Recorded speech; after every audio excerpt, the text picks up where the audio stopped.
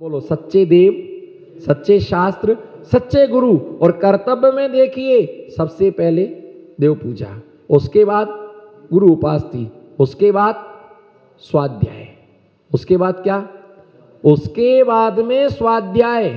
स्वाध्याय किसका करना?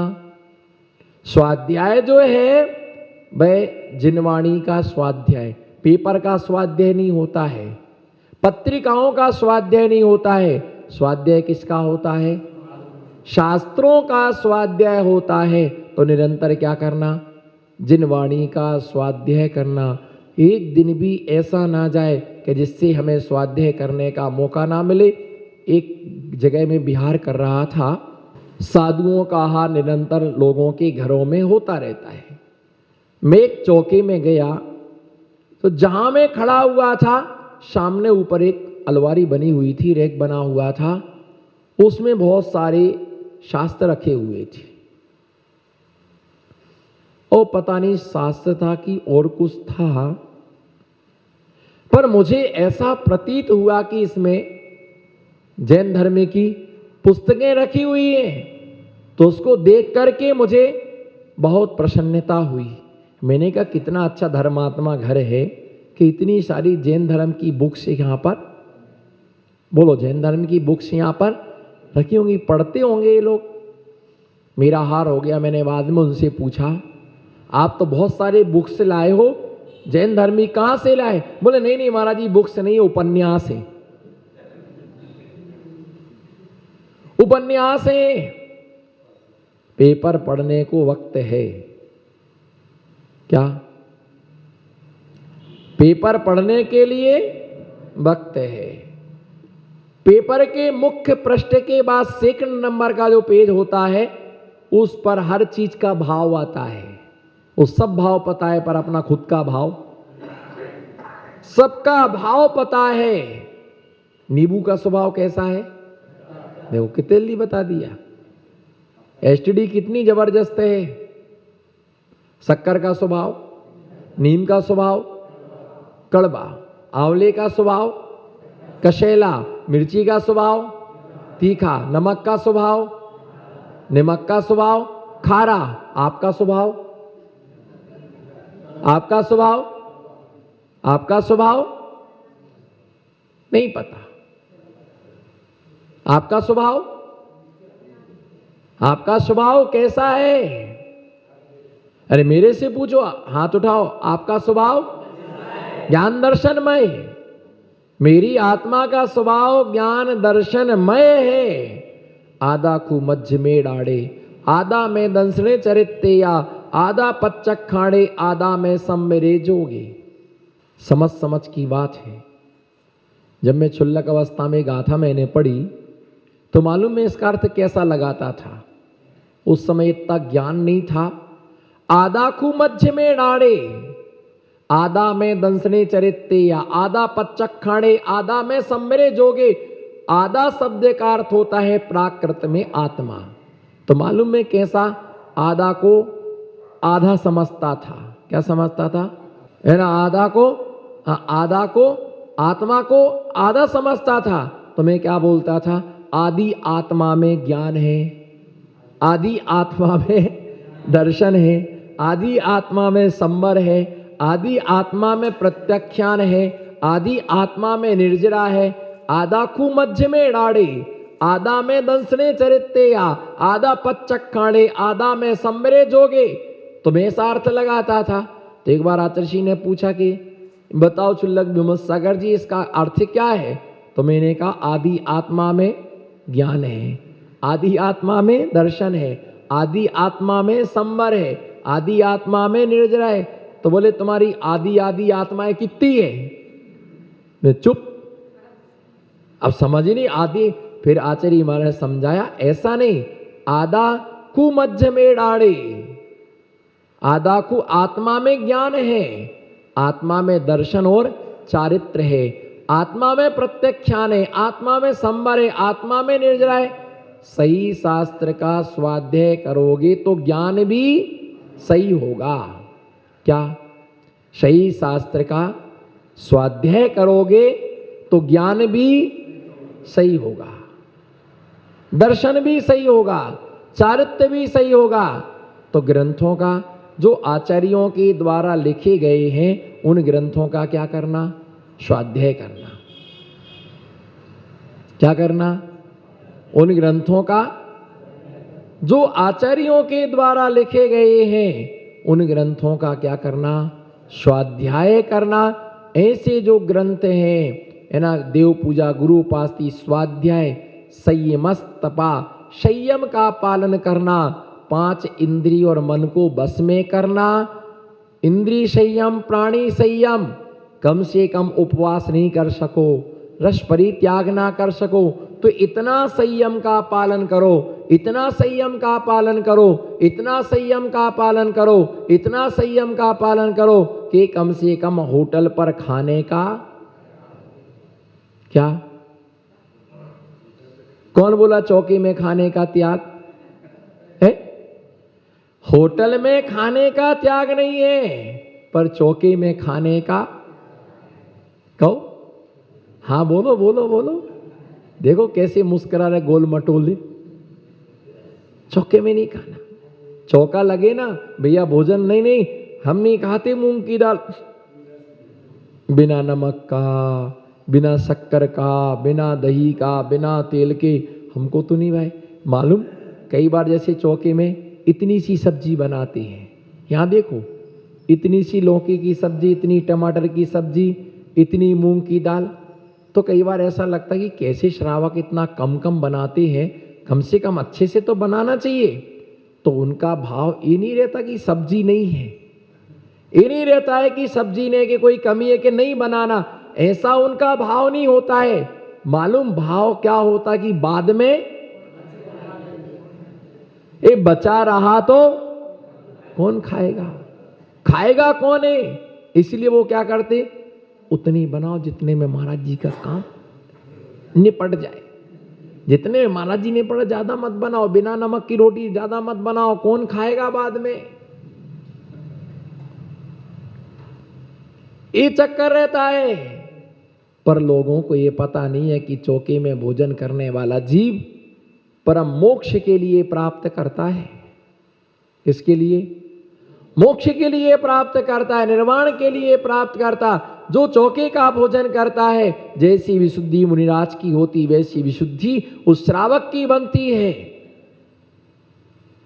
लेकिन जितने जवान जमाने सब भग जाती, आज घर में नहीं खाना है तो पार्टी मनाने चलो कहीं बाहर, क्योंकि इसमें स्वाद ही, चिंता नहीं करो, जब तक तुम्हें आत्मा का स्वाद नहीं आ रहा तब तक भोजन का स्वाद आएगा।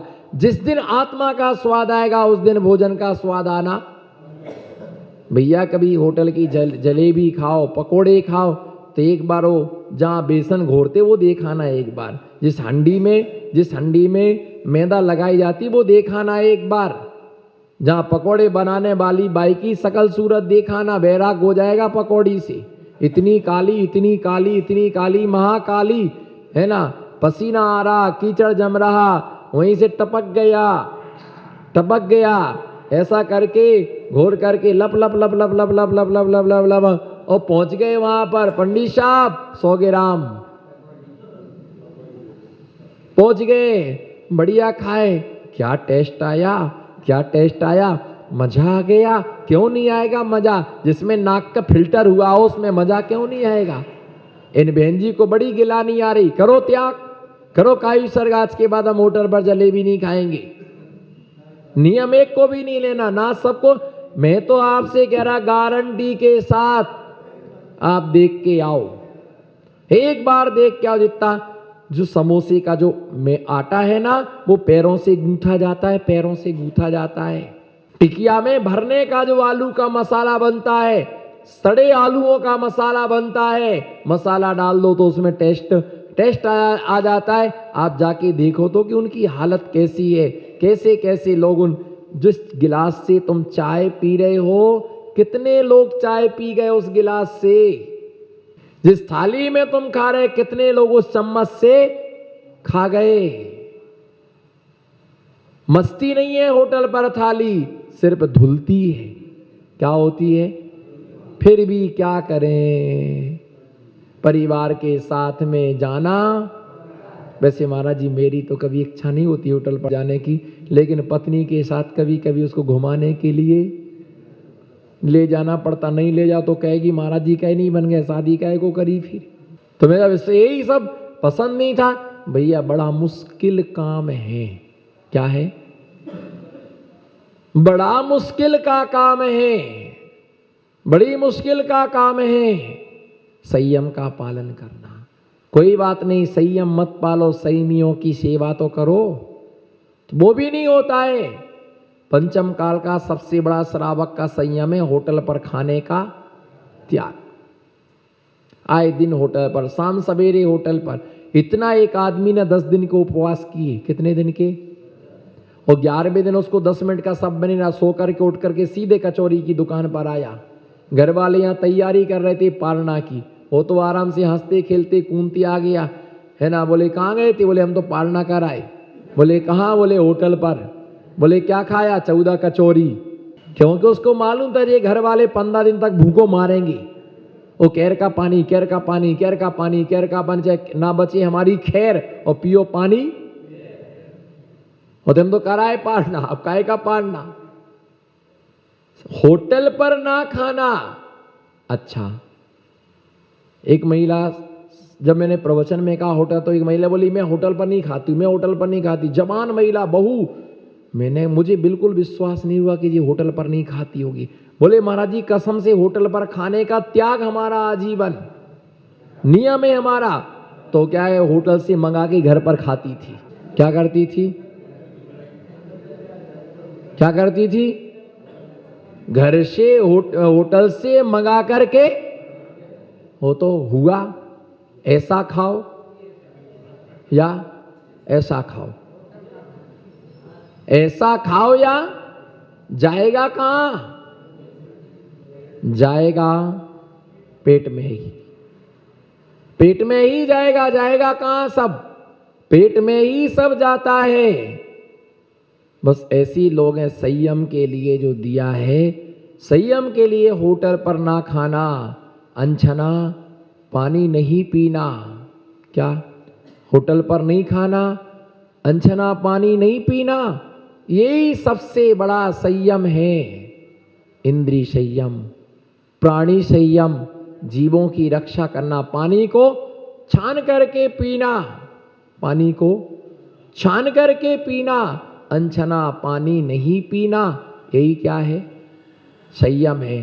देव पूजा, गुरु उपासना, स्वाध्याय, संयमस्तपा, दानश्चेति गृहस्थाम और दिगंबर महामुनिराजों को, आरिका माता जी के लिए, एलक शुल्लक त्यागी वृत्तियों के लिए आवश्यकता के अनुसार, उनके लिए अपनी शक्ति के अनुसार क्या देना? दान देना। क्या देना? शक्ति के अनुसार उनके लिए दान देना। ये सब चीजें क्या है? उन्हें दान देना। ये सब चीजें, ये 6 आवश्यक कर्तव्यों का जो व्यक्ति पालन करता है, वो तीर्थंकर जैसे महान प्रगति का बंद करता है। अपने जीवन में ऐसा महान पुण्य का आर्जन करना चाहिए जिससे हमारी आत्मा से लगे कर्म नष्ट हो, जिससे हमारी आत्मा से लगे पापों का क्षय हो, जिससे हमारे जीवन में हमें महापुण्य का संचय हो। ऐसी भावना निरंतर रखना चाहिए। यही हमारा धर्म और कल्याण का मार्ग है। धर्म स्नेही बंधुओं, जैन दर्शन एक अद्वितीय दर्शन है। जैन दर्शन एक अलौकिक दर्शन है। जिस जैन दर्शन के अंदर अध्यात्म से लेकर के सिद्धांत तक, उस सामान्य पुरुषों से लेके महापुरुषों तक का व्याख्यान किया गया है। पढ़ना एक अलग बात होता है, सुनना एक अलग बात होती है, उसे जीवन में उतारना एक अलग बात होती है। पढ़ना बहुत सरल होता है, पढ़ना है, बोलो पढ़ना और पढ़ना सबको आता है, पढ़ना है और पढ़ना सबको आता है, पढ़ना है ये सबको पता है। बोलो पढ़ना है, हंस के कस के बोलो ना, कोई उधारी नहीं मांग रहा हूं मैं आपसे। कुछ मत दो पर इस्माइल तो दो कम से कम। कुछ मत देना आप, सोना नहीं चाहिए, चांदी नहीं चाहिए, पैसा नहीं चाहिए, मकान नहीं चाहिए, जमीन नहीं चाहिए, कपड़े लफड़े नहीं चाहिए, बस आपकी एक इस्माइल चाहिए। बस प्रसन्न चित्त है, जो खुश रहता है उसके पास कभी भी किसी चीज की कमी नहीं रहती है। कई लोगों को देखते बस ऐसे बैठे रहते हैं जैसे अस्पताल से आए हों, कुछ लोग ऐसे बैठे रहते हैं जैसे बिल्कुल मरघट से सीधे लौट करके यहीं आए हों। अरे भैया, मुस्कुराने में पैसा नहीं लगता है, पढ़ना सब जानते हैं। बोलो पढ़ना, पढ़ना सब जानते हैं, पढ़ना सब चाहते हैं, लेकिन क्या पढ़ना ये सब नहीं। पढ़ना सब जानते, पंडित साहब पढ़ना सब जानते हैं, पर क्या पढ़ना ये सब नहीं जानते हैं। बिल्कुल हर आदमी, जो हमारे जैन दर्शन की व्यवस्था है वो प्रातः काल की बेला में पढ़ने की व्यवस्था है, उसे आप नहीं समझ पाए तो हम पुराणों से पेपरों में आ गए। क्या? पुराणों से पेपरों में आ गए और सन्यास से उपन्यास में आ गए। पुराणों से बोलो, पुराणों से, जब से बोलो पुराणों से पेपर में आ गए और सन्यास से हम उपन्यास में आ गए, शास्त्रों से हम कॉमिक्स में आ गए। निश्चित मान करके चलो, पेपर कब पढ़ा जाता है? पेपर कब पढ़ा जाता है? पेपर कभी दोपहर में अच्छा नहीं लगता है, पेपर कभी शाम को अच्छा नहीं लगता है। पेपर कब आता है? हंस के बोलो ना, पेपर कब आता है? सब प्रातः काल की बेला में आता है। आदमी को इंतजार रहता है कि पेपर कब आएगा, और पेपर के बिना कई लोगों का मौसम ही नहीं बनता है, मौसम ही नहीं बनता है उनका। चाय बाद में पिएंगे, पहले क्या है, आज की क्या खबर है। बोलो ऐसा करो, आज की, अच्छे से बोलो, आज की क्या खबर है। विमत सागर जी का छावनी में प्रवेश हुआ है, आज की ये खबर है। आज की ये खबर है कि यहाँ पर मुनिराज का आगमन हुआ है।